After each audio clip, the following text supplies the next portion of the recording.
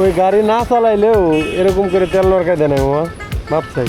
যদি তারা হয় যদি তেল লাগে গা ওরে 10 মিনিট ভিতরে তেল দেওয়া আছে ওরে দিতেছে তেল কিরা দিচ্ছে চলতেছি।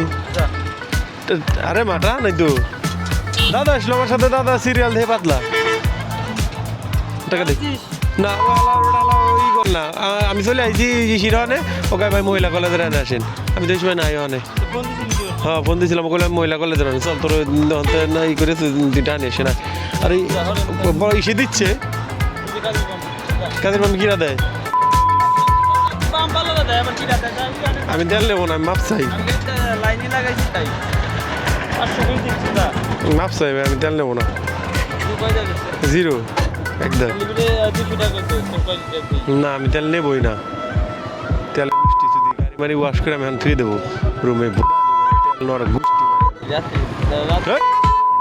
বোধা নগরকান্দা সব জায়গাতে সব তেল দেয়, রাজবাড়ি হাতে কথা বেশি ফরিদপুর 200 কত করে অন্তত 500 দিতেছে, আমাকে দিতে 200 কে বলি না তুমি কথা তুই ফুল নিয়ে আইরে আমার 5 লিটার দিস।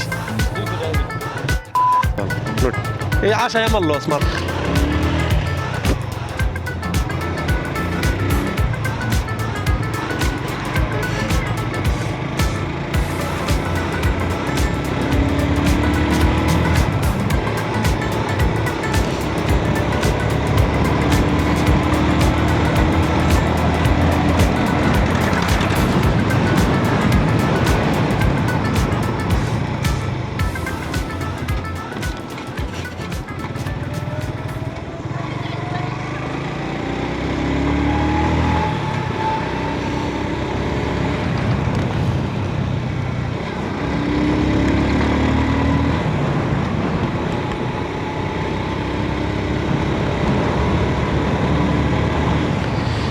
এইভাবে কি তেল নেওয়া পসিবল বলেন ভাই? আমাদের একটা প্রতিষ্ঠানের সাথে জড়িত, অনেক সময় লাগবে, অনেক সময়। ধরেন ওইখানে একটা সিরিয়াল দিতে গেলে মিনিমাম আপনার 3-4 ঘন্টা লাগবে তেল নিতে, তাও দিবে 500 টাকার। এখন এইভাবে কেমনি কি করব ভাই,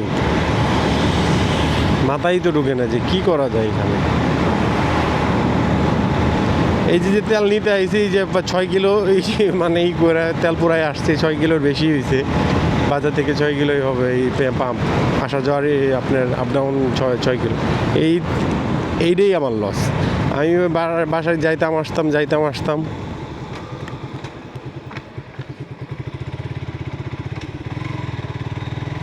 আল্লাহ জানে যে তেলের সংকটটা কবে শেষ হবে। এখন যে কি একটা অবস্থা চলতেছে দেশে, মানে এইরকম যদি চলতে থাকে তাহলে শুধু কি বাংলাদেশে এরকম নাকি আল্লাহই জানে। আল্লাহ তাদের